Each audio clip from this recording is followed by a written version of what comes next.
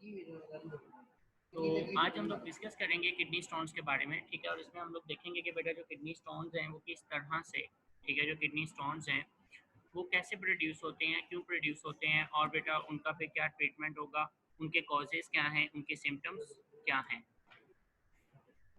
क्या हुआ?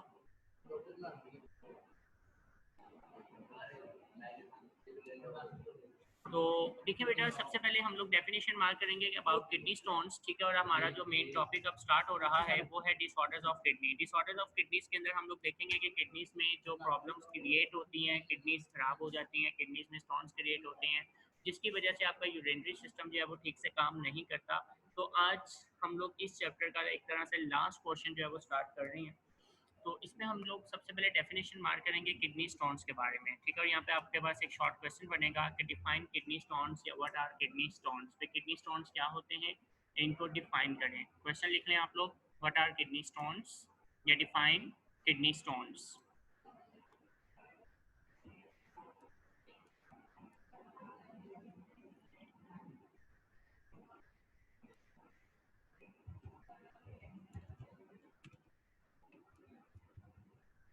देखो बेटा, किडनी स्टोन्स याद रखिएगा कि जब किडनीज, ठीक है, जब बार बार कंसनट्रेटेड यूरिन प्रोड्यूस कर रही हो, यानी कि जब कंसनट्रेटेड यूरिन किडनीज प्रोड्यूस कर रही होती हैं, तो बेटा इस कंसनट्रेटेड यूरिन का मतलब क्या होगा। कंसनट्रेटेड यूरिन का मतलब ये है कि इसमें सल्यूट की क्वांटिटी ज़्यादा है, ठीक है, सल्यूट कंसनट्रेशन हाई है, और वाटर जो है लो कंटेंट ऑफ वाटर।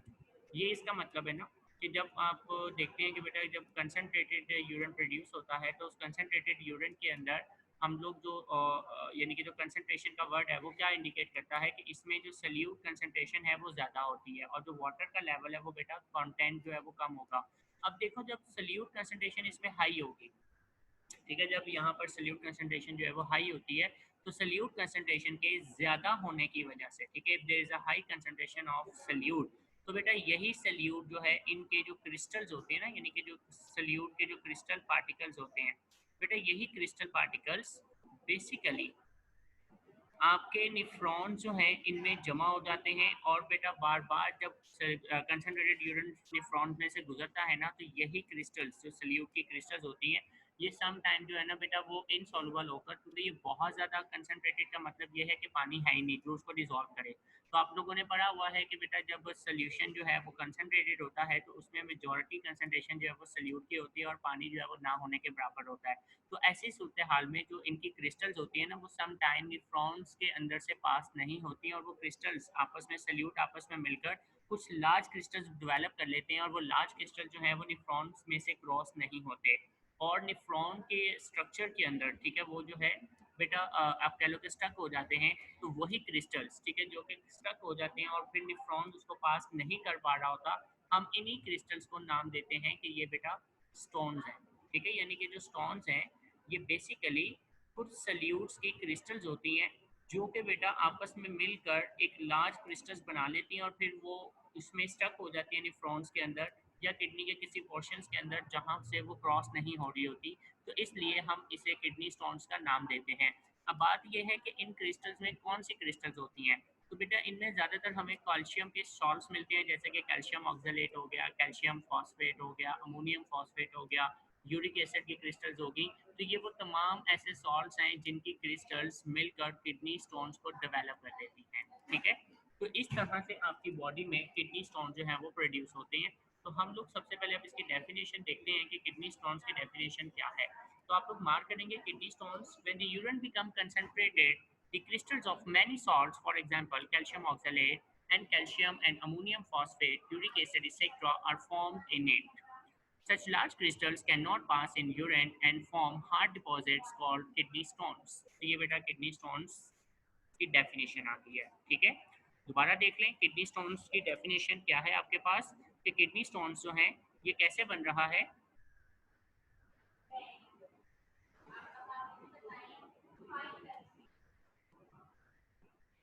तो किडनी स्टोन्स जो है मैं बताया कि बेटा व्हेन यूरिन बिकम कंसंट्रेटेड, ठीक है, the crystals of many salts, यानी बहुत ज़्यादा सॉल्ट्स के जो क्रिस्टल्स हैं जिसमें कैल्शियम ऑक्सलेट है, कैल्शियम और अमोनियम फॉस्फेट होता है, यूरिक एसिड वगैरह, इनकी क्रिस्टल जो है वो इसमें डेवलप हो जाती हैं और वो बड़ी होकर उसमें से क्रॉस नहीं होती, ठीक है, जिसकी वजह से वो डिपॉजिट हो जाती हैं, उस किडनी के अंदर स्टक हो जाती हैं और इसे हम किडनी स्टोन्स कहते हैं।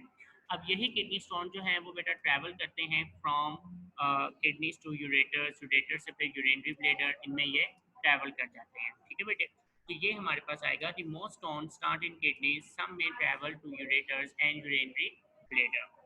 अब इसके बाद नेक्स्ट यहाँ पे आप हेडिंग देंगे causes of kidney stones. Causes की आप हेडिंग दे दें कॉजेज ऑफ किडनी स्टोन्स, ये 2 लाइंस जो हैं वो बेटा इसके कॉजेज में आप लिखेंगे। अब ये 2 लाइंस किडनी स्टोन्स के अंदर आएंगी कॉजेज के अंदर, ठीक है। अब देखो बेटा ये कॉजेज हैं क्या। बेसिकली जो मेजर कॉजेज हैं किडनी स्टोन्स की, ठीक है, उसमें आपको क्या मिलता है बेटा। सबसे पहली बात इसमें एज आ जाती है। एज, एज मतलब,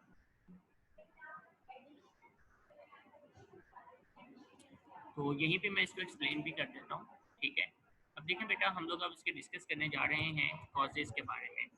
अब देखो बेटा इसकी जो मेजर कॉजेज़ हैं, इस कॉजेज़ में हमें कौन कौन सी चीज़ें मिलती हैं जो कि इसमें किडनी स्टोन की वजह बनती है। तो इसमें सबसे पहले हमारे पास जो फैक्टर आ रहा है वो क्या है, एज, ठीक है। अब एज जो है वो इसमें हमारे पास पहला फैक्टर है। देखो बेटा जैसे जैसे इंसान की एज बढ़ती चली जाती है, इसके ऑर्गन जो हैं वो आहिस्ता आहिस्ता कमज़ोर होते चले जाते हैं और वो ठीक से काम नहीं करते। और इसी वजह से जो किडनीज हैं वो बेटा ठीक से जब ब्लड को फिल्टर नहीं करती हैं तो उसमें से जो सल्यूट पार्टिकल्स हैं, ये जो क्रिस्टल्स हैं, ठीक है, वो ठीक से आगे पास नहीं होती यूरिन में, तो उससे ये किडनी स्टोन्स डेवलप हो जाते हैं। तो एज एक इसमें पहला फैक्टर आता है जो किडनी स्टोन्स की वजह बनेगा। दूसरा फैक्टर जो आपके पास किडनी स्टोन्स की वजह बनता है वो कौन सा है। तो एज के बाद जो सेकंड फैक्टर है वो हमारे पास बेटा ग्रीन वेजिटेबल्स, आप समझ लें कि जो ग्रीन वेजिटेबल्स हैं, ठीक है, ये हमारे पास सेकंड जो है वो कॉज है। अब देखो बेटा ग्रीन वेजिटेबल्स, अब इन ग्रीन वेजिटेबल्स में से आपको आइडिया होगा कि जो ग्रीन वेजिटेबल्स होती है ना, इनके अंदर बेटा ज़्यादातर कैल्शियम होता है, विटामिन सी, ये चीज़ें होती हैं। अब देखो जब कैल्शियम का लेवल आपके ब्लड में ज़्यादा होगा तो आप लोगों ने एक बात करी थी कि विटामिन डी जो है उसको ब्लड से निकाल कर बोन में डिपॉजिट करवा देता है। लेकिन अगर आपका बॉडी में कैल्शियम का लेवल बहुत ज़्यादा हाई है, तो कैल्शियम का लेवल बहुत ज़्यादा हाई होने की वजह से यही कैल्शियम आपके बेटा बॉडी के ऑर्गन्स में, टिश्यूज में जमा होना शुरू हो जाता है, जिससे ये स्टोन्स की वजह बनेगा, ठीक है। तो ग्रीन वेजिटेबल अगर आप अपनी डाइट में बहुत ज़्यादा ऐड कर रहे हैं तो इससे आपकी बॉडी में कैल्शियम का लेवल बढ़ेगा और उसके बढ़ने पर जो है वो बेटा ये प्रॉब्लम्स क्रिएट होती हैं, इसमें किडनी स्टोन्स क्रिएट हो जाती है। इसके अलावा अल्कोहल कंजप्शन,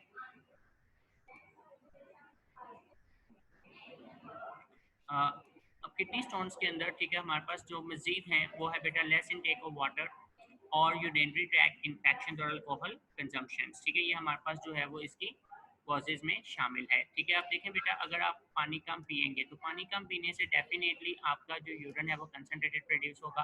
अगर पानी कम पीते हैं, ठीक है, लेस इनटेक ऑफ वाटर, तो ये भी हमारे पास एक इसकी रीज़न है कि जितना हमें वाटर रिक्वायर्ड होता है, कुछ लोगों को आदत होती है वो पानी इतना नहीं पी रहे होते, और ऐसे लोगों के बॉडी में किडनी स्टोन्स का जो प्रॉब्लम है वो बेटा दूसरों के मुकाबले में जल्दी प्रोड्यूस हो जाता है, ठीक है। इसके अलावा अल्कोहल कंजम्पशन, ये हमारे पास एक इसकी रीज़न आ जाती है, अल्कोहल कंजम्पशन। अब देखो बेटा अल्कोहल को भी ज़्यादा यूज़ करने से जो निफ्रॉन्स है ना, किडनीज जो है ना वो जल्दी डैमेज होती हैं, क्योंकि अल्कोहल एक ऐसा केमिकल है जो बेसिकली आपकी किडनीज को इम्पैक्ट करता है और इससे किडनीज जो है वो ज़्यादा डैमेज हो जाती हैं।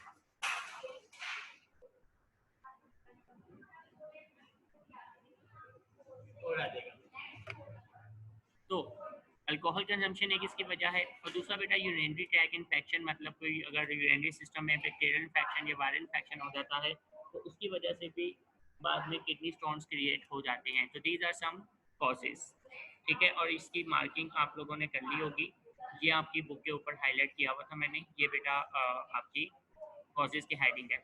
इसके बाद नेक्स्ट हमारे पास आता है दैट इज सिम्टम्स। अब देखिए बेटा, अगर किडनी स्टोन्स क्रिएट होते हैं तो उसके सिम्टम्स क्या होंगे बेटा, what are the symptoms of kidney stones. तो अगर हम बात करें तो किडनी स्टोन जो है इसके सिम्टम्स में सबसे पहली बात है कि किडनीज में ना बहुत ज़्यादा पेन होती है, ठीक है, there is a severe pain in kidneys, kidneys में बहुत ज़्यादा पेन होती है बेटे। नंबर टू, ये पेन किडनीज के साथ साथ एब्डोमेन कैविटी यानी कि पेट के हिस्से में भी ये पेन स्टार्ट हो जाती है। और इसके अलावा इसमें वॉमिट आना, बहुत ज़्यादा यूरिनेशन यानी यूरिन बहुत ज़्यादा आना।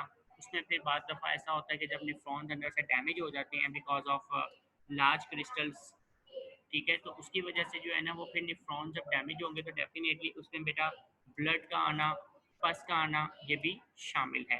तो ये इसके सिम्टम्स हैं कि अगर इनमें से कोई भी कुछ प्रॉब्लम क्रिएट होती है या अगर आपको इनमें से कोई चीज़ फील होती है तो डेफिनेटली ये किडनी का प्रॉब्लम है। तो आप फिर आगे उसको रिनल टेस्ट करवा कर, ठीक है, इसे हम RFT बोलते हैं, रिनल फंक्शनल टेस्ट करवा कर आप उसको एनालिसिस करवा सकते हैं कि किडनीज में क्या प्रॉब्लम आ रही है। इसके बाद इसका ट्रीटमेंट है, यहाँ पे आप हेडिंग दे दें ट्रीटमेंट। इस पूरे पैराग्राफ पे ट्रीटमेंट की हेडिंग देंगे और इसमें आपके 3 पॉइंट्स बनेंगे। इसमें जो पहला पॉइंट है ये वाला, ठीक है, इसमें बेटा वो सिंपल सी बात कह रहा है कि जब किडनी स्टोन्स क्रिएट होती है ना तो डॉक्टर जो है वो पेशेंट को सबसे ज़्यादा पानी पीने का कहते हैं, ठीक है, कि पानी जितना हो सकता है इस्तेमाल करो। उसकी रीज़न क्या है, क्योंकि जितना ज़्यादा वो पानी इस्तेमाल करेगा उसका जो यूरिन है वो डाइल्यूट प्रोड्यूस होगा। जब डाइल्यूट यूरिन प्रोड्यूस होता है तो dilute urine has ability to dissolve such solute crystals, तो वो उन क्रिस्टल्स को भी अपने अंदर डिसॉल्व करता रहेगा और फाइनली ऐसा होता है कि 90% किडनी स्टोन्स बॉडी से रिमूव हो जाते हैं, ठीक है। तो ये एक सिंपल और इजी वे है कि आप पानी बहुत ज़्यादा इस्तेमाल करें तो किडनी स्टोन्स जो हैं वो अगर तो बहुत माइनर से हैं तो वो क्लियर हो जाएंगे। नंबर टू, दूसरी रीज़न है क्या है बेटा कि in the surgical treatment the affected area is open and stones are remove, ठीक है। दूसरी चीज़ क्या है कि आप जो है वो बेटा जो पोर्शन है, सर्जिकल पोर्शन है, आप उसे ओपन करेंगे, ठीक है, यानी उसे कट लगाएंगे, उसको ओपन करेंगे और उसमें से स्टोन्स को रिमूव कर सकते हैं। तो ये भी एक हमारे पास मेथड आ जाता है। इसके बाद हमारे पास नेक्स्ट है बेटा लिथोट्रिप्सिस एंड अदर मेथड। ये हमारे पास एक एडवांस मेथड है। इस एडवांस मेथड के अंदर क्या होगा, तो इस मेथड के अंदर बेटा सिंपल मैं आपको यहाँ पर ये चीज़ समझा देता हूँ कि ये देखें बेटा, ये हमारे पास जो है ना लेट्स सपोज किडनीज है, ठीक है। अब किडनी के इस हिस्से में अगर स्टोन क्रिएट हो चुका हुआ है, लेट्स सपोज ये मेरे पास जो है वो बेटा इसमें क्या है, ये एक स्टोन बन चुका हुआ है, ठीक है बेटा, किडनी स्टोन हम इसे कह सकते हैं। अब हम लोग क्या करेंगे कि इसके बाहर से यानी कि किडनी के बाहर से ना हम लोग नॉन इलेक्ट्रिक शॉक वेव्स डाल देते हैं, यानी कि इसके ऊपर ना हम लोग क्या डालेंगे बेटा, नॉन इलेक्ट्रिक शॉक वेव्स। और जब यही shock waves in kidney stone से टकराती हैं तो बेटा इसके टकराने पर ये स्टोन्स वाइब्रेट करेंगे और फिर छोटे छोटे पार्टिकल्स में चेंज हो जाएंगे, ठीक है, यानी कि ये बाद में छोटे छोटे जो पार्टिकल्स हैं ना इसमें बेटा चेंज हो जाते हैं, ठीक है बेटा, यानी कि छोटे छोटे जो पार्टिकल्स हैं ना ये स्टोन्स छोटे छोटे पीसेस में चेंज हो जाता है, सैंड लाइक पार्टिकल्स। और फिर वो यहाँ से with the help of ureter यहाँ से रिमूव हो जाएगा और यूरेटर की मदद से वो यहाँ से बाहर निकल जाता है with the help of urine. तो ये एक मेथड होता है जिसमें बेटा फिर वो सर्जरी नहीं करनी पड़ती है, जबकि बाहर से ही एक लेज़र ट्रीटमेंट आप इसे समझ सकते हैं कि एक नॉन इलेक्ट्रिक शॉक वेव्स इस किडनी स्टोन्स के ऊपर गिराई जाती हैं जिससे उसमें वाइब्रेशन पैदा करे और बेटा वाइब्रेशन से किडनी स्टोन जो है वो ब्रेक हो जाते हैं और छोटे छोटे पार्टिकल्स में चेंज हो जाते हैं सैंड लाइक पीसेस में, जो कि फिर यूरेटर से urinary bladder through urine remove हो सकते हैं। लेकिन इसका एक छोटा सा ड्रॉबैक ये है बेटा कि सम टाइम ऐसा होता है कि ये किडनी स्टोन्स किडनी से तो निकल जाते हैं लेकिन ये आगे चलकर इनके छोटे छोटे जो पार्टिकल्स होते हैं वो फिर यूरेटर्स में इकट्ठे होकर एक बड़ी क्रिस्टल बना सकते हैं। सम टाइम ऐसा होता है कि जब वो यूरेनरी ब्लैडर में जाते हैं, ठीक है, यानी कि जब वो इस तरह से यूरेनरी ब्लैडर में पहुंचेंगे तो बेटा यूरेनरी ब्लैडर जो है उसमें भी ये स्टोन्स इकट्ठे हो सकते हैं और उसका भी जो वे है वो ब्लॉक कर सकते हैं, ठीक है। तो ये फिर ज़्यादा क्रिटिकल सिचुएशन हो जाती है कि जब वो यूरेटर्स या यूरेनरी ब्लैडर के अंदर स्टक हो जाए। तो ये एक इसका छोटा सा ड्रॉबैक हमें मिलता है। हमारा ये आज का छोटा सा पॉइंट था, टॉपिक था, देख रहे हैं, ठीक है। इस बॉक्स को आप एमसीक्यूज के लिए मार्क करेंगे बेटा, ये बहुत ही इंपॉर्टेंट है for board point of view क्योंकि बोर्ड के अंदर जो है ना इसमें से एमसीक्यूज आए हुए हैं, ठीक है।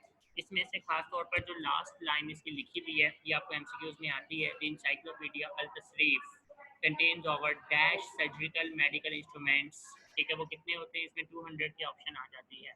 और दूसरी बात है ये जो अल तशरीफ बुक है, ठीक है, जो इंसाइक्लोपीडिया है, ये बेटा अबू अल कासिम अल जहरावी ने जो था ना, जो कि बेटा इस्लाम में मुस्लिम ग्रेटेस्ट सर्जन था ये, जिसने बहुत ज़्यादा सर्जरी करके और सर्जिकल इंस्ट्रूमेंट जो हैं उनके प्रोसीजर्स जो हैं वो डिज़ाइन किए थे। और इसने अपनी बुक के अंदर जो कि इसका इंसाइक्लोपीडिया है अल तशरीफ, ठीक है, उसके अंदर इसने जो किडनी स्टोन्स को रिमूव करने के लिए 200 से ज़्यादा सर्जिकल इंस्ट्रूमेंट्स जो हैं वो डिज़ाइन किए थे।